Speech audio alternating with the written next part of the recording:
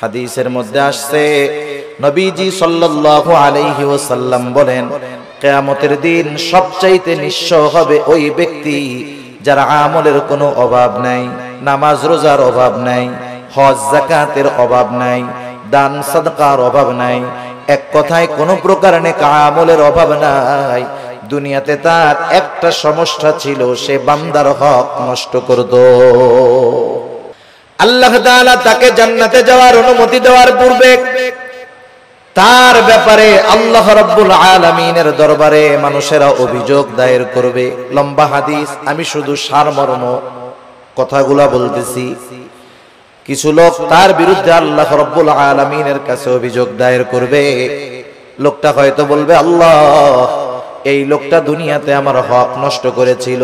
কেউ বলবে আমার সম্পদ দখল দিয়েছিল, কেউ বলবে আমাকে কষ্ট দিয়েছিল। এক কথায় আমার হক নষ্ট করেছিল। আল্লাহ, দুনিয়ার ভিতরে আমি দুর্বল থাকার কারণে আমি ন্যায় বিচার পাই নাই। দুনিয়াতে আমি মাজলুম ছিলাম। আয় আল্লাহ, আজকের দিন আমি কি ন্যায় বিচার পাবো না? আল্লাহ রাব্বুল আলামিন তার অভিযোগ গ্রহণ করবে। এবার ওই পাহাড় পরিমাণ নেকের মালিককে বলা হবে, তোমার ব্যাপারে যে অভিযোগ দায়ের করা হলো সত্য নাকি? সে মিথ্যা কথা বলার কোনো উপায় নাই, স্বীকার যেতে সে বাধ্য। সে বলবে, হ্যাঁ, দুনিয়াতে আমি তার এই হক নষ্ট করেছি। আল্লাহ তাআলা বলবে, দাও, তার হকটা আদায় করে দাও। বলেন তো, দুনিয়াতে কেউ যদি কারো জমি জোর করে দখল দেয়, কিয়ামতের দিন জমি দেওয়ার কোনো অবস্থা আছে নাকি? এইবার লোকটা বলবে, আল্লাহ, এ তো দুনিয়া না, দুনিয়া না। দুনিয়া যদি হইতো আমি তার জমি, তার হক তাকে ফিরাইয়া দিতাম। এখন আমি কোথার থেকে দিব? এইবার অভিযোগকারী বলবে, আল্লাহ, ঠিক আছে, এটা তো দুনিয়া না। দুনিয়ায় আমার সম্পদ সে দখল দিয়েছিল, আজকে আমার সম্পদের প্রয়োজন নাই। সে আমার দুনিয়ার হকটা তার নেকির দ্বারা মিটায়া দে। এবার ওই পাহাড় পরিমাণ নেকের মালিক একটা মাত্র অপরাধ করতো, বান্দার হক নষ্ট করছে। সে কি করবে?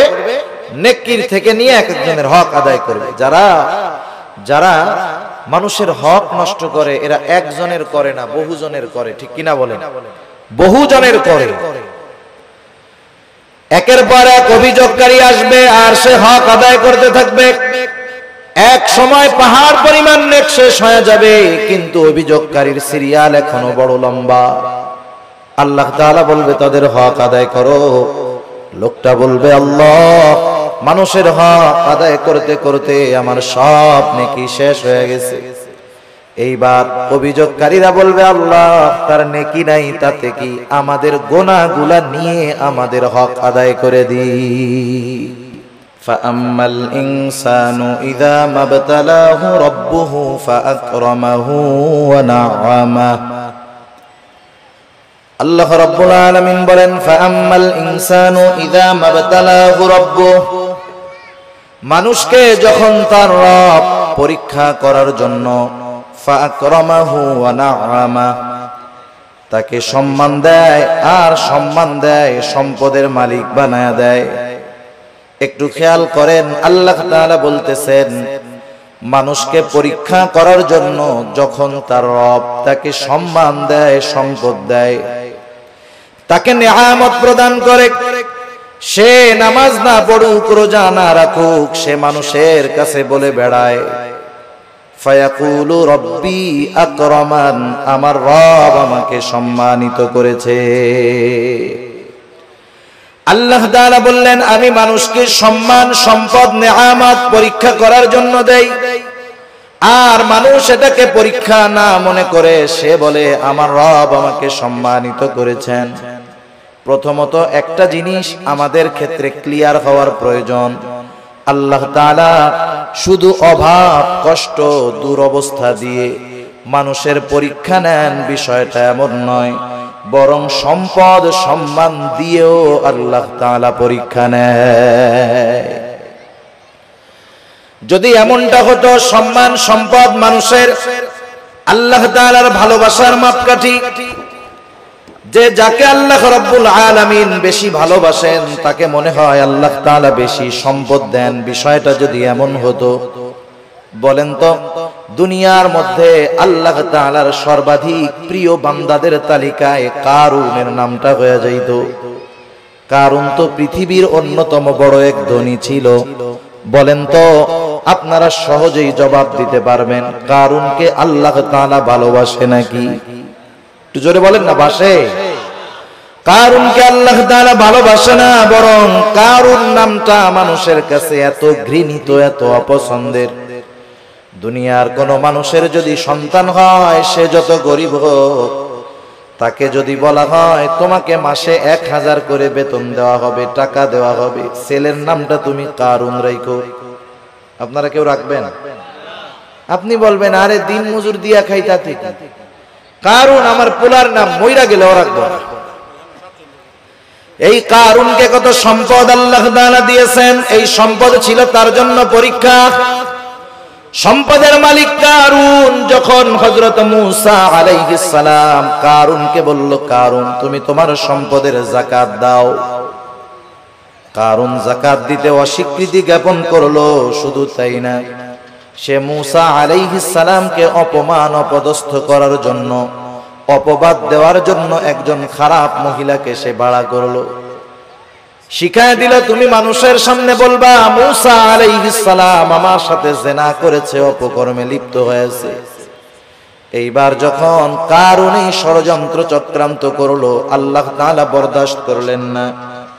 এই কারুন যখন সম্পদের মালিক হয়, তখন কারুনের বন্ধুরা আল্লাহ তাআলার কাছে বলতো, আল্লাহ আপনি মনে হয় কারুনকেই শুধু ভালোবাসেন, আমাদেরকে ভালোবাসেন না।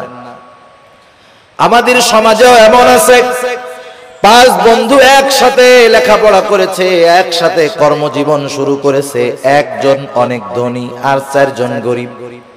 তারা আফসোস করে আর বলে দেখ আল্লাহ তাআলা ওকে ভালোবাসে, সব নেয়ামত আল্লাহ তাআলা ওকেই দিয়ে দিতেছে। কারুনের বন্ধুরাও বলতো, আল্লাহ আপনি মনে হয় কারুনকে বেশি ভালোবাসেন, এই জন্য এত সম্পদের মালিক বানায় দিচ্ছেন। কারুন যখন মূসা আলাইহিস সালামের অবাধ্য হলো, মূসা আলাইহিস সালামকে যখন অপবাদ দেওয়ার প্রচেষ্টা করলো, আল্লাহ তাআলা কারুনের উপরে গজব দিয়ে দিলেন। কারুন তার সম্পদ সহ জমিনে ডাবতে শুরু করলো। তাফসীরের মধ্যে আসছে এখনো কারুন তার সম্পদ সহ জমিনের মধ্যে ডাবতেছে, কিয়ামত পর্যন্ত ডাবতে থাকবে। যখন কারুনের বন্ধুরা কারুনের এই দুরবস্থা দেখলো, এইবার ওই গরিব বন্ধুরা বলে, আল্লাহ আপনি কারুনকে সম্পদ দিয়েছেন ঠিক, কিন্তু বাস্তবে আপনি আমাদেরকে বেশি ভালোবাসেন। সম্পদ দেখে আমরা মনে করি আল্লাহ তাআলা মনে হয় তারে ভালোবাসে, এই জন্য দিচ্ছে, বিষয়টা এমন নয়। কারুন সম্পদ পেয়েছে ঠিক, আল্লাহ তাআলার ভালোবাসা পায় নাই। আবার দুনিয়াতে অনেক মানুষ আছে সামাজিক অবস্থানের দিক দিয়ে তার সম্মান অনেক কম, সমাজের মানুষেরা তাকে গণ্যমান্য কোনো ব্যক্তি মনে করে না, সামাজিক দিক দিয়ে তাকে অবহেলা করা হয়, এমন লোক সমাজে আছে না নাই? এই মানুষগুলা অনেক সময় আফসোস করে আর বলে, আহারে সমাজের কোনো বিচার আচার সালিশে আমাকে ডাকে না, আমাকে এই সমাজের লোকই মনে করে না। হয়তো দুনিয়ায় সে দেখতেছে তার সম্মান কম, কিন্তু দুনিয়াতে আল্লাহ রাব্বুল আলামিন অনেক মানুষকে সম্মান দিয়েছেন তাদের পরীক্ষা নেওয়ার জন্য। কত সম্মানিত মানুষ ছিল ফেরাউন, কত সম্মানিত মানুষ ছিল নমরুদ, কত বড় বড় বাদশাহীর মালিক তারা হয়ে গেছে। কিন্তু বলেন তো বাদশাহী পেয়েছে ঠিক, এই সম্মান পদবীর দ্বারা আল্লাহ তাআলার ভালোবাসা কি তারা পেয়েছে নাকি? পায় নাই। যে কথা বোঝাইতে চাইলাম যে সম্মান সম্পদ কারো থাকলেই এটা মনে করার সুযোগ নাই যে তাকে আল্লাহ তাআলা ভালোবাসে। সম্মান সম্পদ দিয়ে আল্লাহ তাআলা মাঝে মধ্যে পরীক্ষা নেন, কিন্তু বোকা মানুষগুলা কি মনে করে? বোকা মানুষগুলা মনে করে আমারে আল্লাহ সম্পদ দিছে, ভালো না বাসলে দেয়। আমারে আল্লাহ চেয়ারম্যান বানাইছে, এমপি বানাইছে, সমাজের বড় ভিআইপি সিআইপি বানাইছে, আল্লাহ ভালো না বাসলে কি এগুলা দেয়? তারা এটা মনে করে, অথচ আল্লাহ কি বলেন যে তাদের রব তাদেরকে এগুলা দিয়েছে পরীক্ষা করার জন্য, আর তারা বলে আমাদের রব আমাদেরকে সম্মানিত করেছে। এরপরে আল্লাহ রাব্বুল আলামিন বলেন ওয়া আম্মা ইযা মাবতালাহু ফাকাদারা আলাইহি রিজকাহু ফায়াকুলু রাব্বি আহানান। আবার মানুষকে যখন তার রব পরীক্ষা করার জন্য রিজিকের মধ্যে সংকীর্ণতা দিয়ে দেয়, অভাব দেয়, সম্মানটা কমে যায়, কষ্ট ক্লেশে সে পতিত হয়, এইবার ও এইটাকে পরীক্ষা মনে করে না, বরং তার এই অভাব কষ্ট ক্লেশের জন্য সে আল্লাহ তাআলাকে দায়ী করে। বলে ফায়াকুলু রাব্বি আহানান, আমার রব আমাকে অপদস্থ করেছে, অপমানিত করেছে। মুফাসসিরিনে কেরাম বলেন সে তার ভাষায় বলতে চায় যে আমি সম্মানের উপযুক্ত